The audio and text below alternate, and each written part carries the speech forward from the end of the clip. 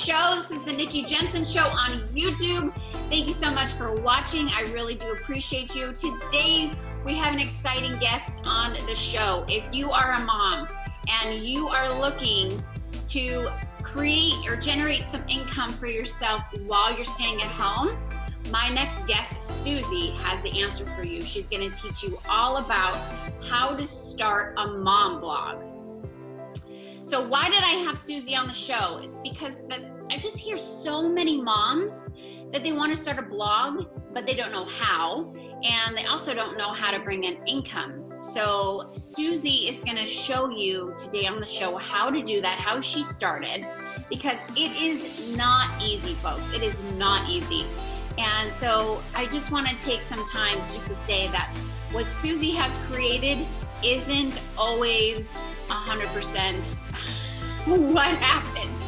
I blogged for a very long time and I never saw a single dime. So she has some serious nuggets to share. And so a little bit about Suzi. So she taught web design in college, and when she graduated, she went off to the corporate world. And in 2011, she started blogging about her wedding to the man of her dreams. And little did she know that she can combine her love of technology and become a profitable blogger. So once she had babies and she knew that she wanted to stay home, so she decided that she was going to be a full-time professional blogger, and she started startamomblog.com. So here's Suzi, and watch it till the end because she has some serious great nuggets for you.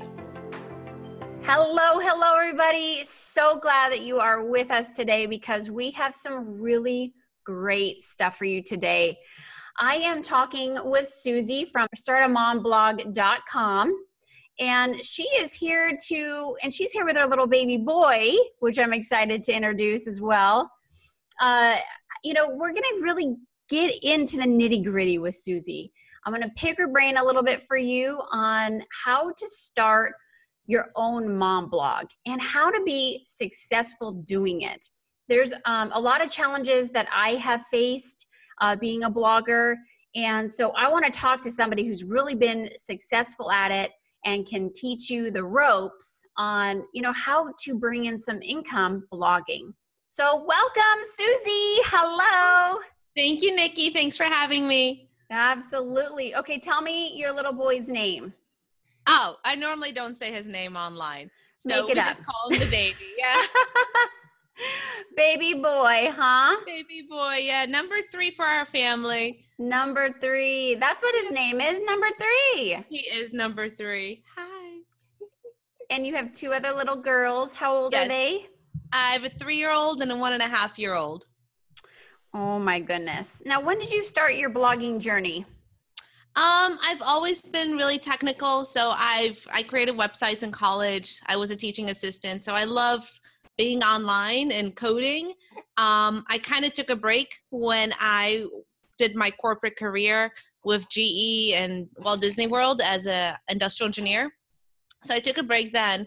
And then when I became a stay-at-home mommy with my first baby girl, that's when I picked up blogging again. It's like, I want to do something from home. I want to be productive. And it's just the best, flexible hobby or side hustle or business that moms can do. So that's why I absolutely love it. Mm-hmm. So what challenges have you faced being a blogger, being a financially successful blogger, which is, really well stated all over your website that this is really working for you. You have a formula. And that's what I'm very jealous about, by the way, on that you've got it down to a T. You make it look ridiculously easy, by the way. So let me just say, Suzi, I have to just tell you that I feel that I'm missing the ball here. So please, can you make me feel halfway normal that something's not entirely wrong with me, because I don't know what I'm doing wrong, but you have figured it out. So, but what are some challenges that you have faced? Oh my gosh. The beginning, especially when you're just starting out, just being completely overwhelmed. not knowing where to start, clicking on every single article, trying to absorb all that information. And then before you know it, your kid's nap time is over, or you have to go back to school and go pick them up. And you've not wasted that hour or that 2 hours that you had, but you've consumed so much information that you're just completely overwhelmed and you don't even know what to do. So that's one of the biggest challenges I still get, because I can have like 20 Chrome tabs open. Be like, I'm trying to work on 20 things at once. And that's been one of my biggest challenges, just trying to stay focused. You should see my Chrome tabs. That's so funny that you said that. I have like 50. I know. Literally. Yeah, like, I will get to it all. Yeah, right. Exactly. I know all these men that I interview, they're like, oh no, I only have one at a time. I'm like, how do you do that?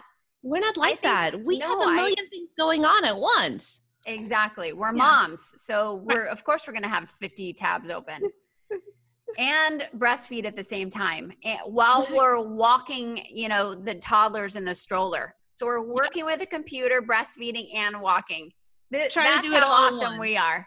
And that's why blogging is great for moms, because we have this amazing ability to be flexible and to find that like 20 minutes a time. The only thing is, like, I know we can find time as moms. I know you can carve out some time. It's just being focused when you do have that time. When you finally have that 20 minutes or that hour of quiet time to do something, make sure you're focused and you know what you're going to do for that hour. Am I going to focus on emails and get through all my replies? Am I going to write a blog post? Don't get sucked into social media and Pinterest, because that's what happens to a lot of beginning bloggers, and they just feel overwhelmed. He had a little smile there. That was the cutest.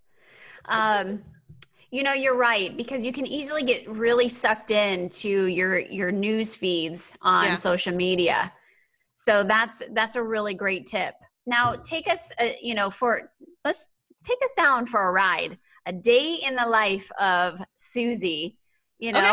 Yeah. Well, you have 3 kids. I mean, take us down that path. Man, I had it down pat when I just had the 2 and I was still pregnant. Even though the pregnancy kind of slowed me down, I was tired. And but my girls slept in. So they slept around until like 9 o'clock in the morning. So waking up at 5, working until 9 gave me almost 4 hours if they didn't wake up too early. So that worked well. And then I worked during their nap times. So that worked well when I had 2. Now that I have 3, it's a whole new ballpark. So what I'm finding works for me now is still the waking up early. And I know it sucks. And it's hard to wake up early because you've probably been up a couple times at night helping one of your kids.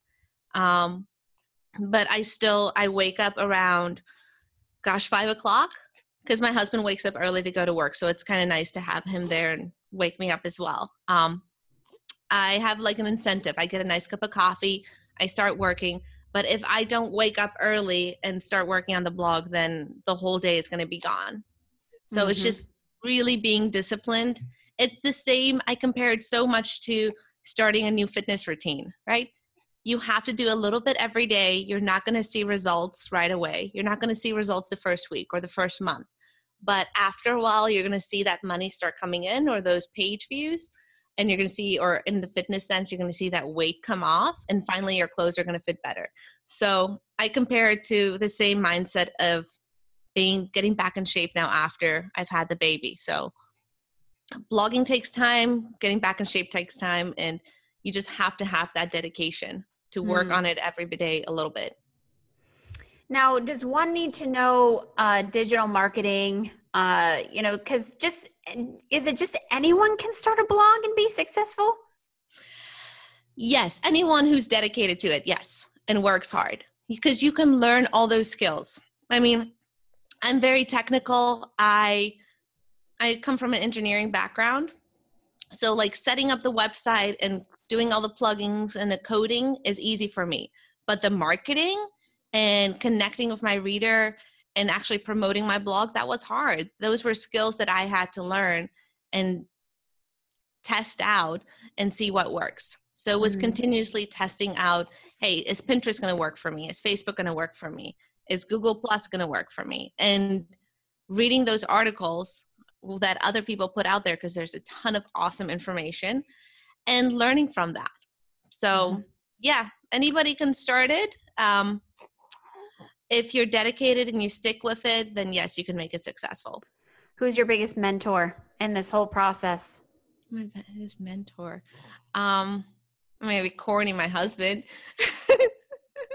Well, I know that he could be a mentor, but, has he helped you through the process of really getting this started? He didn't help me with the technical skills of actually how to do blogging and promote and do the digital marketing. He helped me more with my mindset, because that's one thing that I struggle with is I compare myself to everybody else. And if I go down that comparison trap, then I can put myself out of productivity for a couple of days, because I'm depressed. I don't feel good. I don't think I can do this. So he's helped me like boost me back up and tell me that, yes, you can do it. So that's incredible. That's incredible. And that the fact that he's even supportive, I know a lot of husbands, including mine. Oh, I didn't say that. Oh, you can listen to this. Who don't understand it and who aren't very supportive down that road. So, you're very lucky, and I can tell from interviewing a lot of entrepreneurs, especially who are moms, that they have that spousal support that is so important. Yeah. I don't know if it works if it doesn't. So, yeah, I don't know. If you don't have that, then you should find a friend that always believes in you no matter what. Because even if like you're having a down day and you feel, okay, well, this person is just so much better and they're so much better creating content, I will never, because all the niches are there's a lot of people in every niche. So you're going to find somebody who's in your niche and you're going to compare yourself to them. But then find that friend that always boosts you up. Yeah. If you don't believe in yourself, then you're not going to make it. And I know that's so corny. It's not.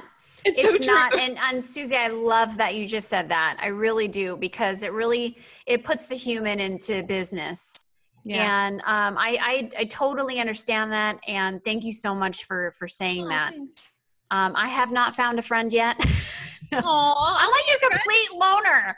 Do I have rain coming down on my head right now?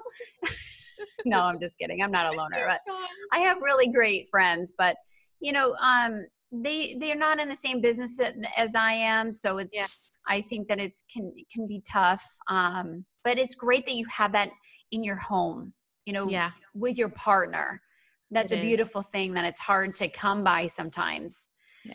So what are 3 top successes that have helped you with your business? What have helped me? Your top 3. My top 3, gosh, I have to think about one. For the first 8 months on my blog, I didn't focus too much on monetization. I just focused on growing my email list and really getting to know my readers and understanding them. So that helped me create my first product, which was an ebook. So I would say that was one of my first successes, was just focusing on my readers and growing my email list. Okay. So if you're just starting out, don't chase the page views or the money, chase email subscribers, make friends, because people don't follow people. People don't follow blogs, they follow people. So you need to build that crowd of people who believe and trust in you. That's helpful. And not everybody's going to like you, and that's okay. But you're going to build that group of friends who like you. So that was number 1. Number 2 was creating my own product. Because what I liked about that was I was in control of the pricing. I was in control of the promotion. I could customize it so it really represented my personality. And I already knew that my readers liked it. So I could then convey that same kind of personality to them that they liked. And it's easy. It's easy to create a product online. You can I have so many stories of moms. And I told you earlier, the one dad who guest posted on my blog, he actually pre-sold his product and made a profit from that. And then he created the product.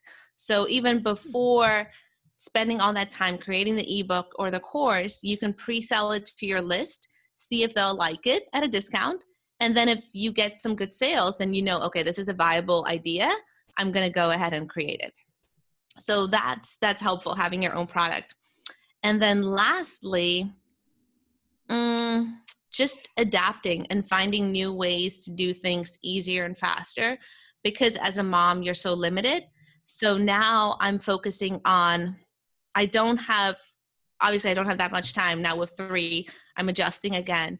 And just for example, my friend told me about this, this little tool where you can record yourself talking instead of typing all your emails.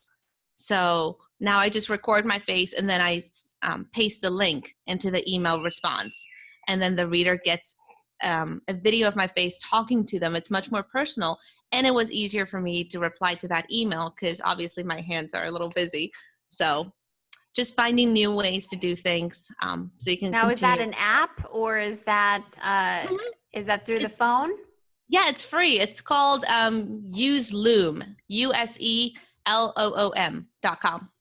Awesome. Yeah. So it's a .com, not an app, or is it it's both? No, it's just on your desktop. Okay, got it. So it's like to use with Gmail when you're replying to a ton of emails really quick. You can make quick responses to that email. That's excellent. A little screencast. That was excellent. I love that. That Thanks. is really, truly personal. Usually what you get when you send something like that is that, it's too big to send. Right, the right. file is too big. And then you're going, grr. Okay, walking into a wall here. Thank you for that. I appreciate that. That was great. Yeah. What have been your top 3 lessons, I would say? I don't really want to call them mistakes. I was looking at that. I'm going, I don't really want to call it mistakes because I don't think that really we have mistakes, but lessons that we're learning from. Mm-hmm. So what's your top 3 lessons that you have learned in this business? My number one, and the one that I hear a lot of my audience struggle with too, is kind of what I alluded to earlier, is that comparison game. So one of the mistakes that I used to do in the beginning was go and really read a ton of other people's blogs, especially those in my niche. And that got me down. So now, honestly, I don't go on other people's blogs that much. Number one, not to confuse my ideas. So I know my ideas are my own. I'm not getting influenced by too many people. And then not to compare myself to others. So I'm kind of head down, I focus on my own things, and I talk to my readers. So kind of staying off the internet, which is ironic for a blogger to say. That's one of the mistakes I did in the beginning. Number 2 mistake, golly, what else did I do that's wrong? I have a ton of freebies and opt-ins that just completely flop. So I've made probably over the last year or so, and I've made 50 different opt-ins, and probably 2 or 3 of them did really well.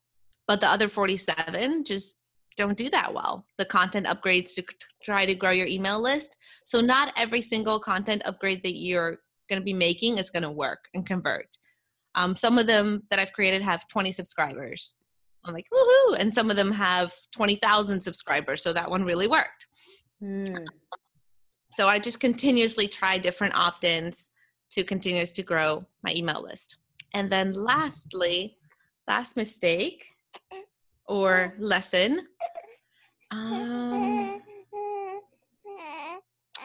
forgot to disclose my affiliate links once in an email. And it wasn't on purpose. I was trying to get the email out as soon as possible. I was rushed with the kids. I forgot to disclose, hey, this is my affiliate link if you sign up through this. And I got called out by one of my readers. And she actually contacted the company as well to let them know I didn't disclose. So, yeah. Oh, good. That's a good one. Because bloggers do make most of their money being affiliates, right? Mm-hmm. They make a lot of their money being affiliates. Yeah.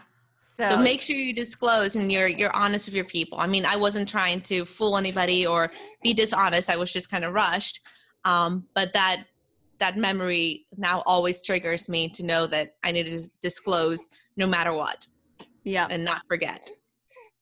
Good lessons. What is one thing that you would say to a new blogger? Don't give up. Yeah. Don't give up. I know it's hard. I know we're all struggling for time.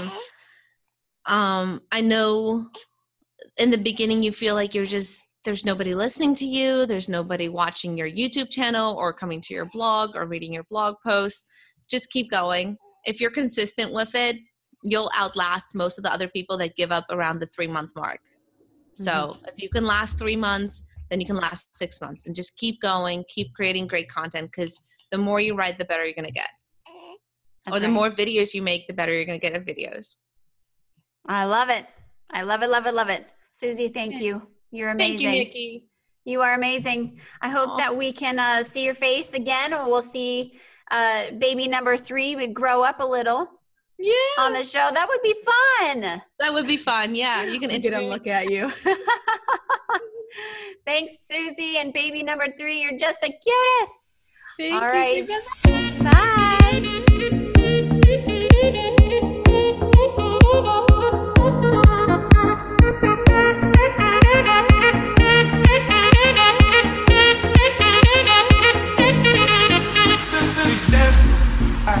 We dancing,